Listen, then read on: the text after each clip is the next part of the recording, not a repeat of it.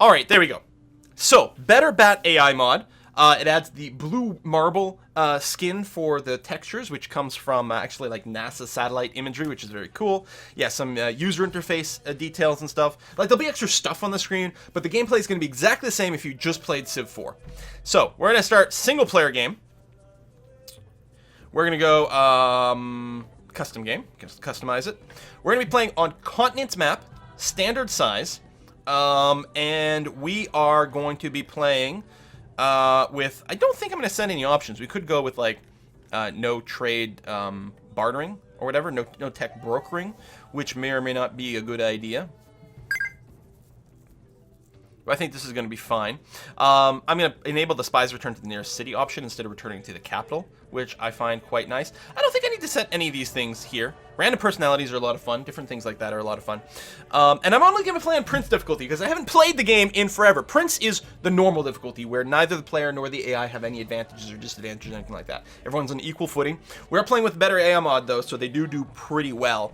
But yeah, there's a lot of difficulty settings. We're just going to be keeping a relatively low difficulty because I don't remember most of the mechanics. I'm going to get confused between, Civ 5 and Civ 4 here. So, Civ 4. Now, here's a great thing about Civ 4 if you haven't played it. You can choose your nation, sure, but even after you choose a nation, you still have to choose a leader. The nation determines what unique units you get. The leader determines what traits your nation has. So as Rome, you have more than one choice, for example. If you start the game sort of normally, you get a slightly different view than this one. I just like to tune the game this way. What the Oh, I changed the size. Standard size. So I think we're just going to go random.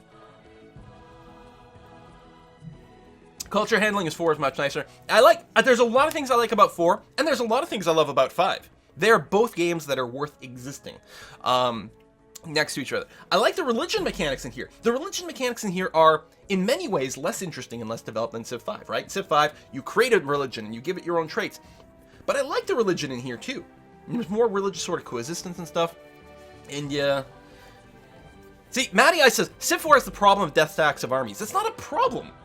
You just build an army as opposed to having a unit that sits on a hill or whatever like that. It's just like saying Europa Universalis 4 has a problem where you build death stacks of armies. I mean, no, you just make an army and your army marches out in cities and does stuff as a group. Just a different kind of gameplay. I think we're just going to randomize it. Let's see what happens. Lunch. Oh, unrestricted leaders, that's true. Then you can have leaders from other nations, right? Nah, we're just leaving it sort of normal. And no random personalities, that way we'll know what to expect and it'll just make for better stories. Egypt! Okay, I gotta say this has always been my thing. When I first sit down, if there's like a new Civ game or something like that, and I want to play like what I consider to be a proper, sort of true Civ experience, my two go-tos are Egypt and Rome. I mean, when you think about building a civilization from 4000 BC, how can you not, start to think about those sorts of ideas? I realize Rome wasn't really around in 4000 BC. I mean, not a whole heck of a lot was. But, I mean, that's the classic. Rome and Egypt, to me, are the standard bearers of the civilization game. So, we're going to get Egypt this time around, and we're going to get Hatshepsut. So, because we are Egypt, we get a unique unit. We get war chariots that replace chariots, and we get obelisks that replace monuments. And we start, this is because we're Egypt, we start with the wheel technology and agriculture technology. Interesting, we don't start with mysticism. So we don't really rush a religion as Egypt. And then, because we're playing as Hatshepsut, we're spiritual and creative, and we'll see what those traits do in a moment. The sun rises on the year 4000 BC. Since time immemorial, the Egyptian people have lived a nomadic life. After years of wandering, they're already settled down and found your first city. Quiliteen, your people have vested absolute power in you, trusting that you can build a civilization to stand the test of time. Alright, and yes, I'm running the bat bug. Okay, so here is where we're going to be starting. So if we go to... Oh, actually, there's info here. So, oh yeah, no anarchy. Oh, that's great. Oh man, okay, so there are no social policies in Civ 4. Social policies are excellent in Civ 5. Excellent stuff, really, really good. Love them, they're fantastic. But Civ 4 has something really interesting. You get your civics that you choose. You get to sort of build your own government, basically, is the way it kind of works, by combining a variety of civics together. Now, at the start, because we have no technology, we're on despotism, barbarism. So despotism is our government, barbarism is our legal rules or our laws, I guess. Tribalism is our labor policy, decentralization is our economy, and paganism is our religious policy, which is different from our active religion, for example. And so that's all we have, but we can unlock more of these later on, which have cool stuff. So for example, if we unlock hereditary rule, we get +1 happiness for every military unit stationed in the city. That's a very good one.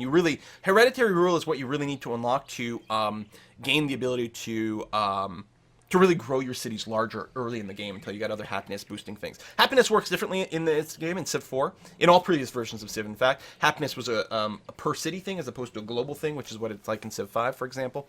There's also health in this mechanic, so that's going to be nice. Yeah, I think we kind of have to build the pyramids because we're Egypt. I think it's like in the rules somewhere, so we're probably going to try to do that. And what's interesting about if you build the pyramids unlocks all these government picks, not the other civics, but the government civics. If you build the pyramids, it unlocks them all instantly. So we get to choose one right away, which is very powerful. In fact, that allows us to, if we wanted to do, we could do a like a specialist economy as opposed to like a cottage-based economy, which is neat, a bit more advanced, but it's a possibility, so we can consider that. Anyway, the thing with spiritual is normally when you change any of these civics, your kingdom goes into a anarchy for X number of turns, depending on how severe your changes are. At which point they don't research and they don't build anything. But with spiritual, you ignore that anarchy, which means over the course of the game, you're probably gonna get like 10 to 20 more turns than everyone else in the game, which is pretty substantial. And what's our other trait? Creative. Yeah, we get just free culture in every city, which is awesome, because culture in this game still also expands borders, but not only expands borders, actually gives your city defenses like walls and stuff. So it's a really powerful trait. And both of them, so one doubles the production speed of temples, the other one doubles the production speed of libraries, theaters, and coliseums. So, Warland747, thank you very much for the sub. Okay, so let's take a look here. We've got our warriors here. We've got our settlers here. We've actually got a goody hut just to the north over here, which is nice to see.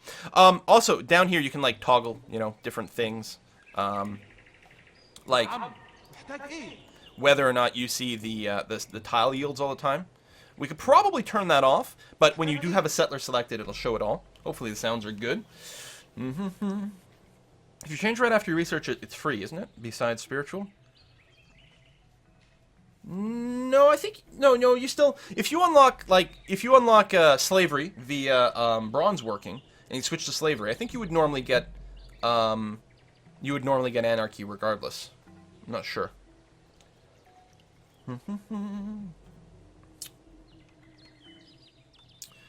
So, I'm right with my hotkeys, right? Because W will skip to the next dude. Is that still a hotkey here?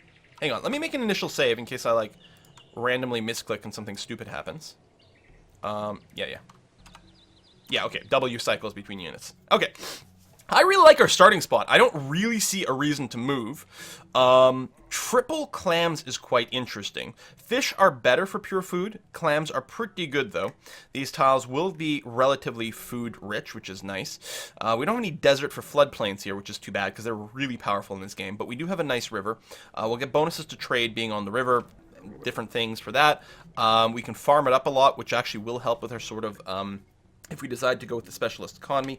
Also, our capital might exist as our great person farm. There's a lot more city specialization that happens in Civ 4 than in Civ 5. And so we have to keep that in mind. I'm actually going to ignore this goody hut. Oh, we have marble. Marble, which increases the production speed of certain wonders. Not the pyramids. I think stone improves the production speed of pyramids. Marble improves the production speed of other things. But we still might be kind of wonderific. I'm going to move here. The reason I'm ignoring the goody hut here is because when the borders of my capital expands, it'll automatically pop the goody hut. And I believe, unless I'm wrong, when a city pops a goody hut, it will always be a good outcome. I don't think it can spawn barbarians or something like that. I think there's something like that. KOK, and thanks for subbing. And yeah, I don't see any reason to move north in any way whatsoever.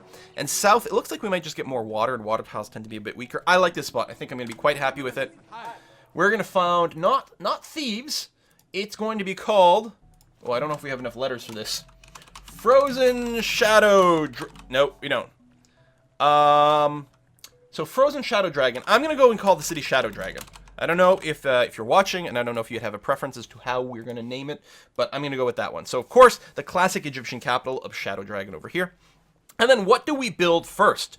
So, we can examine the city. So you start off, because it's not hex-based, the way the city tile borders grow a little bit, you start off with just the 9x9 area, and then at a certain threshold of culture, when we hit 10 culture, and right now we are getting 4 culture per turn. Everyone always gets 2 culture per turn in their capital from their palace, and we get an extra 2 culture to make 4 because we're creative. So it's only going to take 3 turns to pop the Fat Cross, which is going to get some extra tiles over there.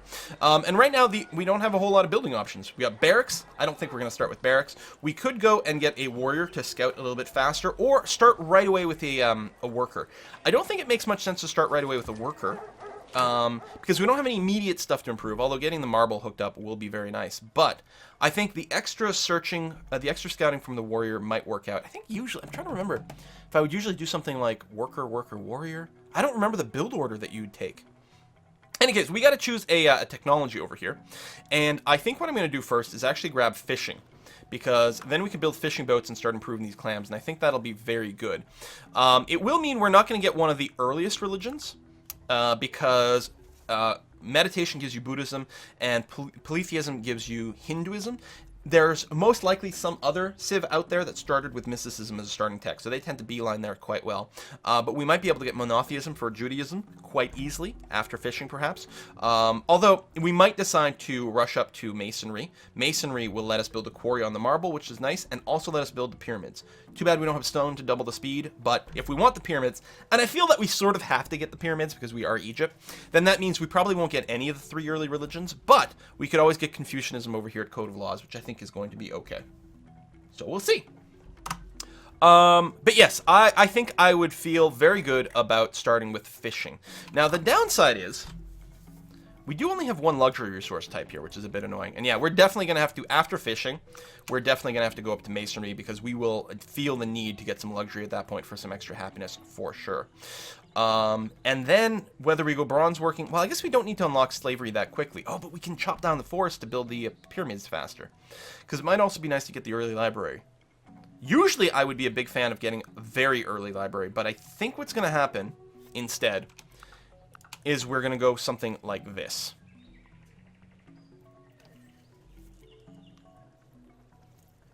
It's a bit nutty.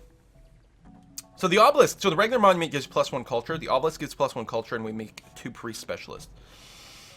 I don't know if I'm a fan of this, but we'll see. Why not get every religion? Well, probably because we can't. First of all, someone's going to beat us to the early ones because they'll start with mysticism. And, well, we don't necessarily need them. I mean, I guess we can ignore fishing, but these are our resources right now, so yeah. So we'll go warrior into fishing boat. At least 1 fishing boat, if not 2. Okay, possibility for a good city up there. I like how the birds fly away as you enter some of the forest tiles. There you go. Border spread. Oh, nice. So our border's expanded. So this is the Fat Cross. This is our culture will keep pushing our borders out from time to time. It's not 1 tile at a time. It's in a distinctive chunk. The next chunk will come when we have 100 culture, which is going to take 22 turns. So it slows down dramatically. But these are all the tiles we're going to work. This is 21 tiles. No, that's not right, is it? It's 9. Right, and that's in center tile, which doesn't actually get worked. Yeah, so it's not 21 tiles, because it'll be another 9 after that, so it's like 18 tiles. Why do I have 21 in my head? Is 21 in Civ 5? Yeah, it's this 9 plus another 9, so 18 tiles. Okay, I must be thinking of Civ 5. But the Goody Hut was popped and gave us a scout, which is great. Scouts can move 2 tiles. Can you imagine that? A unit that can move 2 tiles, you guys. That's crazy. Let's pop this guy. Hey, we got gold. 68 gold. Very nice. It means we'll be able to run at 100% science longer. So, one thing that is different here is a lot of these tiles, you see like a little gold coin here. And in particular, when we looked at the sea over here, see these sea tiles, the clams give 2, well, it's not the clams, it's the coast tiles give 2 of these coins. These coins are commerce. Oh, it's plus 12. Yes, thank you very much. I was just going, yeah, it's 3. Yes, thank you very much. 21, because it's an extra 12. All right. You don't math on, don't math in public. It's never a good idea. So I knew I had 21 in my head for a good reason. Excellent. So these gold coins here is not money. This is not money. This is commerce. And commerce, in basically every version of Civ, more or less, could go to either science or your treasury. Right now, we are converting 100% of all our commerce to science. But we could bring this all the way down, 0% to science, all of it goes to our bank. And you could go somewhere in the middle. And later on, we'll also unlock a slider for culture, where we can put commerce into culture as well. Which is a good way to keep people happy and do different things like that. So any tile with these coins is actually very good for science. And in fact, I should maybe consider... Yeah, I definitely want to work that tile. Because, I mean, we could work the sea tile. Or no, I can't. I can't work the sea tiles at all. Right. Because I don't have fishing yet. Well, I could work the sea tile and get 2 food, 2 commerce, but I think it's better to get the hammer here. And certainly we want the growth at this time. Although what we might do when we do get the ability to build fishing boats, that's actually an interesting question. This warrior is going to be built, it's going to be built after we finish fishing. I wonder if we could have tuned it. I could do this. So right now my city wouldn't grow, but the warrior would finish in 3 turns, same time as fishing, which means the second fishing finishes, I can instantly start on a workboat. And that actually might be better. I think that is what we're going to do. How's the game volume? It feels... Oh, no, I have my personal volume turned up too loud. That's why it felt too loud. Durava! Thank you very much for the resub. Okay. Let's go. Scoot. Go and scoot boot. And I'm going to come back down with the warrior here and try to get, like, sort of a circle around my starting area. Because I'm looking for other places for cities. Ooh, we got floodplains over here. Floodplains, very good. Let me actually go west first. Friedrich of the German Empire. Not as aggressive as... Is Bismarck? I think Bismarck's still in this game. And I don't think Frederick's quite as aggressive, but still relatively so. Nice to meet you, buddy. I gotta say, I like these, these leader portraits. I thought they were great, What's nice, too, is unlike Civ 5, you meet this guy and you're like, oh, do we go to war with him? Do we do whatever? You can still load up all your other screens, including a great little relationship screen over here with all this data. You don't need any mods to see this, while still having this diplomacy screen open while you're pondering an offer. Yeah, really, really, really nice. Notice the scout does not get free movement on these hills or anything like that. It still finishes their turn. As far as I know, that is true, unless we can get them some promotions. Fishing! You feed a man a fish, and you feed him for a day. You recognize the voice? Teach a man to fish, and you feed him for a lifetime. Boom. Okay. So we're going to start on a workboat. And I am actually tempted, and I think this would be wise, I'm going to keep working the 3 hammers here, I think. So it's going to cut the production time for the workboat in half. And then once we've got a workboat out here, this will become a great tile to work. Because it'll be triple food and the extra coins for some extra research. And then we'll probably go and put that up. But I think I want to rush out the workboat as soon as possible. Even though it means not growing my city as much right now. Oh my god, more floodplains. Yes. So, okay. Well, we're obviously not going to settle over here because this is German territory right here. I don't know if you can quite see it. Sort of a gray set of borders here. So this is probably, I guess, Berlin, probably. I mean, we might be able to settle something here. But yeah, I'm not quite as sure. And then we did finish that extra warrior, which is good. Start the workboat, and you can go and scoot down here and see what we can see. Actually, I don't think we need to check that tile. I think we can go directly over here, and that'll be fine. So you come over this way. We got an oasis and everything. You come down here just to clear that up.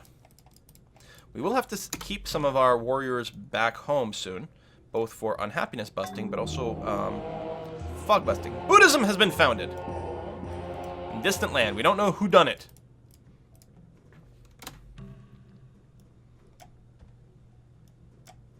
Got jungle territory down here. Ooh, a goodie hut.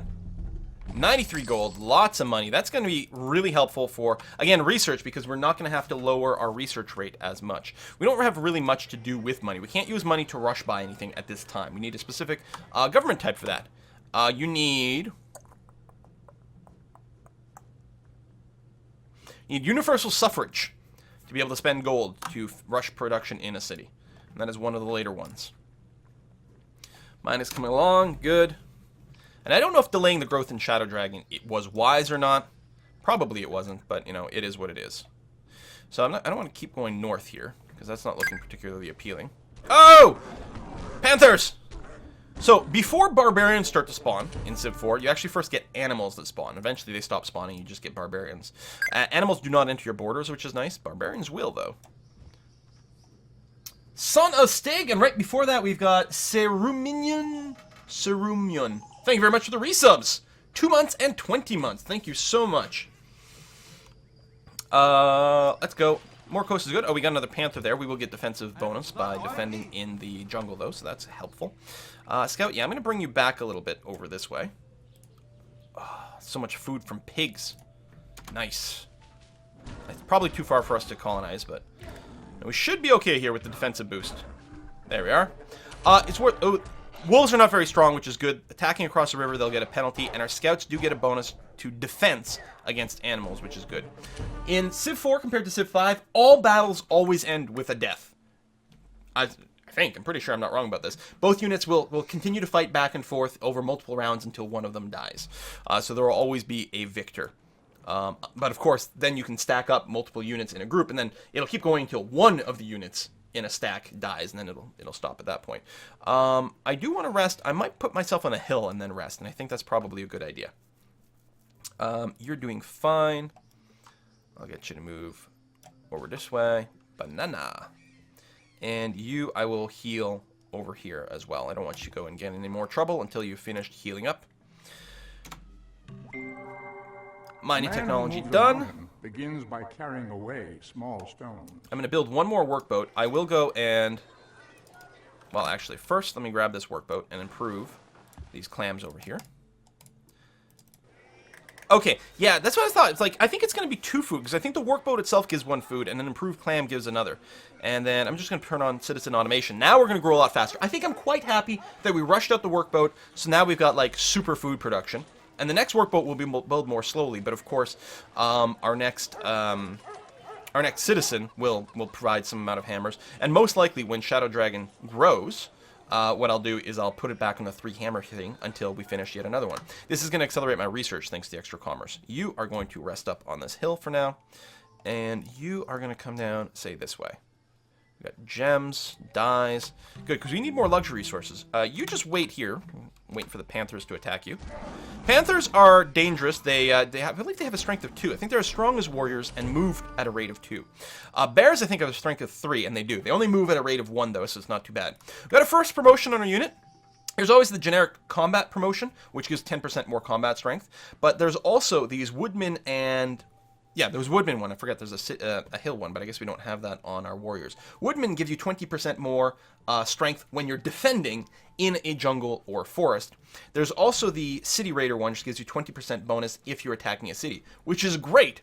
Cities don't have hit points in this game, by the way, so you always need units positioned inside, and ideally multiple units. I'm going to take the Woodman promotion because A, early on I'm very likely to be defending in the woods, and B, the level 2 Woodman promotion actually gives you the ability to move through the woods at a faster rate, which is really, really nice.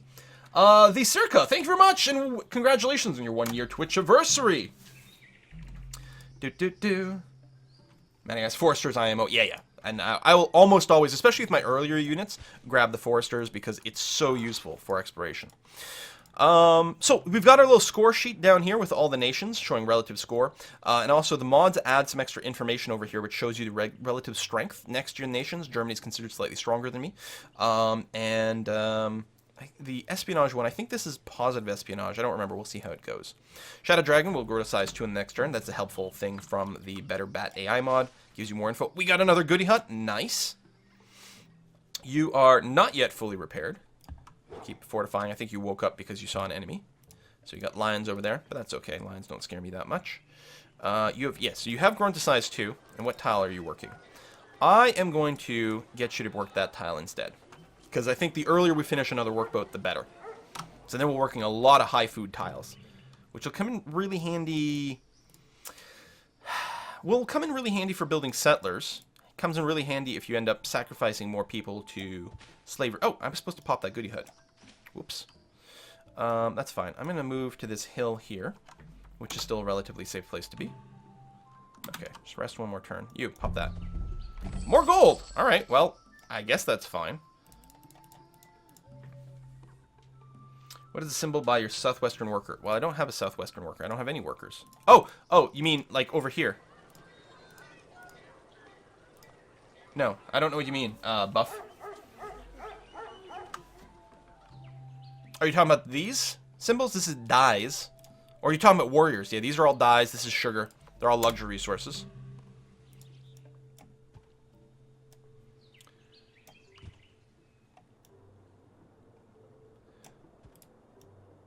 So I'm still worried about a lion going around, so I'm going to try to avoid the lion and not try to end my turn not close to the lion unless I can be in defensive territory. Hinduism has been founded. There you go. They tend to go very quickly. Judaism may or may not take longer. Ah, the Incas! And the Incas founded Buddhism. Okay. So that's interesting. They're quite close to me, which means they will likely spread Buddhism to me, and I'm okay with that. If I want to be friends with someone, it's better if I'm the same religion. Ooh, we should be able to pop that next turn. Good, more goody huts. This is the continents map. Usually that generates 2 relatively large continents and splits people between the 2. So we'll meet about half our opponents here. It is from their foes, not their friends, that Masonry cities learn done. the lesson of building high walls. After the workboat, I'm going to start on a worker. Oops. After the workboat. So I think I hold control. No? Alt click? No, that makes the infinite thing. Shift click. Shift click. There we go. Workboat into worker, and I'm going to be happy with that. That's 2 turns away. If I do something like this, is it still 2 turns? Yes. What about this? That's 3. So we'll work this tile instead, get a bit more food, squeeze that out a wee bit faster. Oh, and the neighbor over here. Isabella of Spain! Interesting. So Isabella starts with spiritualism, or mysticism, I should say, and tends to found one of the early religions. She's psycho-aggressive in terms of religion, but she didn't actually manage to found one. Now, if she founds Judaism, there's definitely going to be conflict on our little continent over here. Religion is the #1 driver of conflict. It causes sort of division. I mean, I suppose in real life too, if we want to get political, but certainly in this game. Oh, bonus experience point over here from that goody hut. So we actually should be able to get a promotion on our scout, and I'm going to take the double forest promotion. You see, double movement in jungle and forest is going to be great for exploration. Really like that on scouts. I'm going to move inland a wee bit over here. And I'm going to start pulling back with my troops, because actual barbarians are going to start spawning soon, and I don't have any defense in my capital at this time, and I don't like that. So I'm gonna pull back with more, and then we'll do some fog busting as well, and we'll talk about what that is soon. So workboat gonna finish in 1 turn. I don't think there's any way for me to. Oh, still 1 turn. Actually, even without any hammers, 1 turn. So I probably. Oh no! Oh right, because if someone's not working, they're just an unemployed citizen. There's still 1 hammer. So I need 1 hammer to still finish the workboat in 1 turn. Excellent. We'll do that. Lovely, and you can go and hook up more clams, and I can put you back on just normal behavior here. Lots of food. Shadow Dragon will grow quickly and give me some extra science, which is nice. And workers, when you're building a worker, oops, I believe workers freeze your city growth in Civ 4. Yes, it does. And I think any excess food you produce goes towards worker and settler production. So this is actually the best way to produce a worker faster. Right? If I did this, say 10 turns, where if I put it back over here, 9 turns. And in addition to that, we get to reap the extra commerce reward, so we get more science more faster. I like that. All right, Scout, we are going to go and just pop you down there, and that'll be fine. And yeah, our warriors will come home at this point. No. Oh, there's German territory over there. Let's pop up on the hill, get some vision into their land as much as possible before those borders continue to push out. Speaking of border push-outs, we got a little bit more of that. So this looks to be an unconnected little island over here. Saryarvarman from the Khmer Empire. Hello. And we haven't... So the other religion must be on the other continent. Which is too bad, because that means, you know, less possibility for Drama Llama that we can exploit on our own continent, but it will do for now. I think what I might do, I'm trying to decide where we might settle next. And I might want to keep a warrior around there.